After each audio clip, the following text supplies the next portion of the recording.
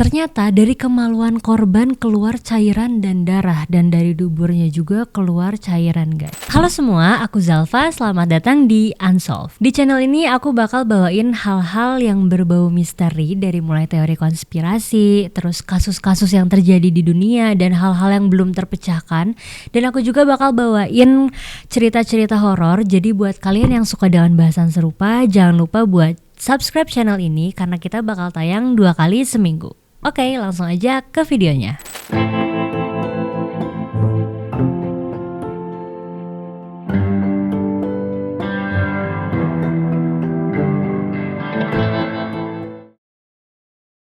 Jadi di beberapa video yang lalu aku sempet bahas time traveler, terus rekaman-rekaman yang seram dan aneh. Dan sekarang aku bakal bawain kasus lagi nih, kasus yang terjadi di Indonesia. Jadi kasus ini adalah kasus yang terjadi tahun 2019 di Malang, tepatnya di Pasar Besar Malang. Ada penemuan mayat tanpa identitas yang termutilasi guys. Dan anehnya lagi, di kaki korban, di kakinya mayat ini ada ukiran, kayak ukiran nama dan tulisan-tulisan yang aneh. Langsung aja kita bahas kasus lengkapnya.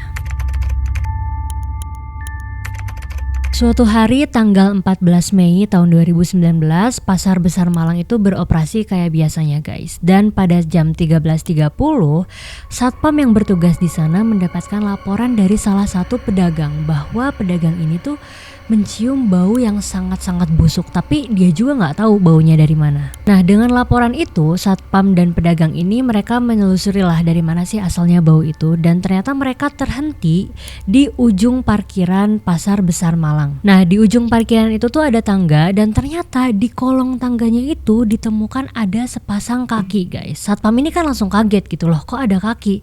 Nah, gak jauh dari kaki itu ditemukan juga ada potongan tangan. Dan gak cuma itu guys, di kamar mandi pasar juga ditemukan ada potongan tubuh yang udah digerogoti oleh belatung dan baunya itu sangat-sangat tidak sedap.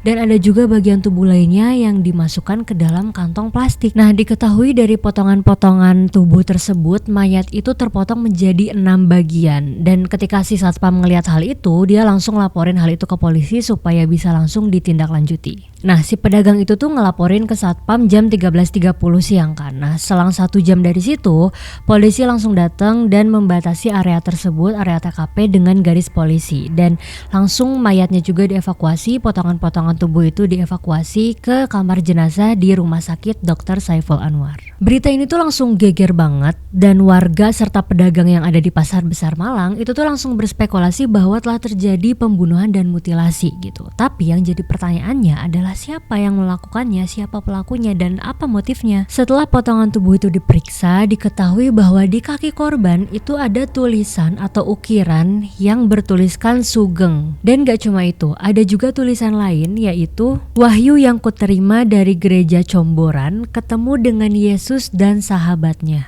Guys, yang ada di pikiran aku pertama kali pas ngeliat foto ukiran nama di kaki itu, aku langsung keinget sama film Toy Story guys. Tapi ini tuh terjadi di kasus kriminal dan terjadi di kejadian nyata. Ada orang yang menuliskan nama, sengaja menuliskan nama di kaki seorang mayat yang tanpa identitas dan gak tahu juga apa motifnya. Selain di kaki korban, di dekat TKP juga di dindingnya ada tulisan-tulisan aneh yang lain. Dan tulisan itu mostly gak bisa diidentifikasi artinya apa karena saking gak jelasnya. Salah satu tulisan yang bisa dijadikan petunjuk sama polisi itu ya cuma tulisan nama Sugeng di kaki mayat itu. Akhirnya polisi mendalami penyelidikan, sementara identitas dari mayat ini belum diketahui. Polisi ini udah mengetahui siapa pelaku dari pembunuhan ini guys. Namanya adalah Sugeng Santoso. Oh ya, tadi juga aku sempat mention kalau misalkan mayat ini adalah mayat tanpa identitas. Jadi polisi ini mau menemukan siapa sih sebenarnya mayat ini. Jadi polisi membuat sketsa gambar dari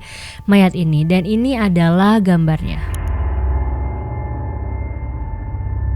Balik lagi ke penemuan pelaku ini bernama Sugeng Santoso guys, dan dia ini adalah seorang laki-laki berusia 49 tahun yang diketahui tidak memiliki tempat tinggal tetap. Jadi dia adalah seorang tunawisma, dan warga di situ tahu kalau misalkan Sugeng Santoso ini memiliki kelainan jiwa. Nah, sebelum Sugeng ini menjadi tunawisma, dia ini diketahui sempat tinggal di kawasan Kelurahan Jodip. Dan menurut keterangan ketua RW di sana, Sugeng ini memang perilakunya agak aneh guys. Dia ini sempat mau membakar rumahnya sendiri.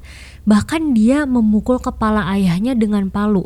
Dan dia juga diketahui pernah suka sama adik kandungnya sendiri sampai harus dipisahin mereka berdua ini. Dan terakhir kali dia ini diketahui pernah dipenjara selama 3 tahun karena memotong lidah pacarnya. Nah, terus gimana sih awal mula kejadian Sugeng ini bisa melakukan pembunuhan dan mutilasi? Kejadian awalnya ini bermula pada tanggal 7 Mei tahun 2019. Sugeng dan korban ini bertemu di Jalan Laksamana Martadinata, Kota Malang. Korban yang ditemui sama Sugeng ini ternyata sama-sama tunawisma guys. Dan korban ini sempat minta uang ke Sugeng, tapi Sugeng kan gak punya uang, jadi dia cuma ngasih makanan ke si korban. Nah, ternyata setelah aksi saling berbagi itu, Sugeng dan korban ini terlibat hasrat seksual guys. Sugeng ini memegang bagian intim dari korban dan ternyata korban juga melakukan hal yang sama ke Sugeng. Nah, Sugeng ini merasa bahwa mereka bisa melakukan hal yang lebih dari itu. Kemudian Sugeng mengajak korban ke bagian timur lantai 2 Pasar Besar Malang. Karena ternyata Sugeng tinggal di situ guys. Dia sebagai tunawisma, dia nggak punya tempat tinggal kan. Dia akhirnya tinggal di Pasar Besar Malang itu. Sesampainya mereka di tempat tinggalnya si Sugeng itu, Sugeng ini mengajak berhubungan intim ke korban. Tapi korban menolak karena dia bilang dia lagi sakit. Sugeng ini nggak percaya, terus dia langsung pengen membuktikan gitu. Karena dia kan merasa ditolak nih. Dia pengen membuktikan bener nggak sih orang ini tuh sakit. Ternyata dari kemaluan korban keluar cairan dan darah, dan dari duburnya juga keluar cairan guys. Karena ya dia merasa ditolak, si Sugeng ini langsung menggila guys. Dia ini mentato kaki korban menggunakan jarum sol sepatu. Dia mengukir namanya sendiri yaitu Sugeng dan tulisan yang tadi sempat aku mention. Wahyu yang kuterima dari gereja Comboran ketemu dengan Yesus dan sahabatnya. Nah, setelah dia melakukan hal sadis itu, dia ini meninggalkan korban dan korban ini masih dalam keadaan hidup. Keesokan harinya tanggal 8 Mei 2019 jam 1.30 dini hari, Sugeng ini mengunjungi korban ke tempat tinggalnya tadi. Dan kenapa harus dini hari aku juga nggak tahu. Dan di dini hari itu Sugeng menghabisi nyawa korban dengan cara menusuk lehernya menggunakan gunting. Nah, korban ini kan lagi tidur, terus dia langsung ditusuk pakai gunting dan darahnya itu muncrat kemana-mana ke kaosnya si Sugeng. Dan pas Sugeng lihat korban tuh masih hidup dan masih kayak menggelepar gitu. Akhirnya Sugeng ini membawa korban ke kamar mandi guys. Jadi kayak buat menutupi gitu loh. Dan mayatnya mau ditaruh di situ ceritanya. Ternyata tubuh korban gak muat di kamar mandi. Dan akhirnya dia ini memotong tubuh korban. Dia memotong kaki dan tangan korban. Dan kemudian tubuhnya ditaruh di kamar mandi. Nah, sebenarnya sempat ada dugaan lain juga guys. Katanya si korban ini tuh meninggal duluan sebelum dimutilasi sama Sugeng. Karena berdasarkan hasil forensik, korban ini tuh memiliki penyakit paru-paru yang akut. Dan dari pengakuan Sugeng juga bilangnya kayak gitu. Jadi korban ini katanya meninggal terlebih dahulu karena sakit baru dia mutilasi. Tapi setelah dilakukan penelusuran, ada bukti yang menunjukkan bahwa ada banyak darah yang tercecer di bawah tangga itu, menunjukkan bahwa korbannya ini masih hidup ketika dibunuh dan dimutilasi oleh Sugeng. Dan darahnya itu tuh nyiprat ke kaosnya Sugeng juga. Jadi di situ buktinya udah cukup kuat kalau misalkan korban ini memang dibunuh oleh Sugeng dan bukan meninggal sebelum dimutilasi. Pas ditanya sama pihak kepolisian, si Sugeng ini diinterogasi lah. Dia ditanya kenapa sih memutilasi dan membunuh si korban ini gitu loh. Dan Sugeng ini mengaku bahwa dia itu mendapatkan bisikan guys. Bisikan untuk menghabisi nyawa si korban ini.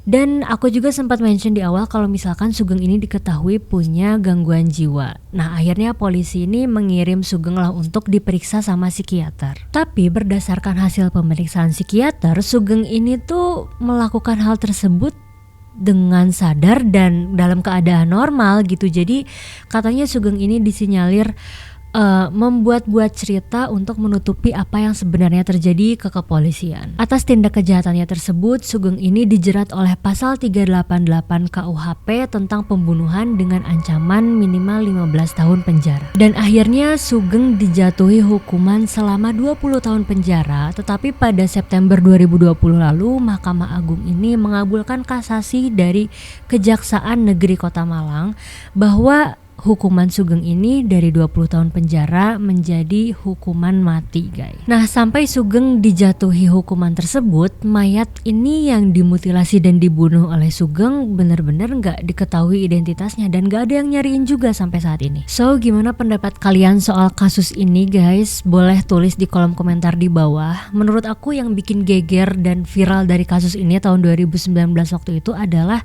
karena adanya yaitu ukiran nama dan tulisan-tulisan aneh yang ada di tubuh korban gitu, karena sebelumnya nggak pernah ditemukan kasus serupa.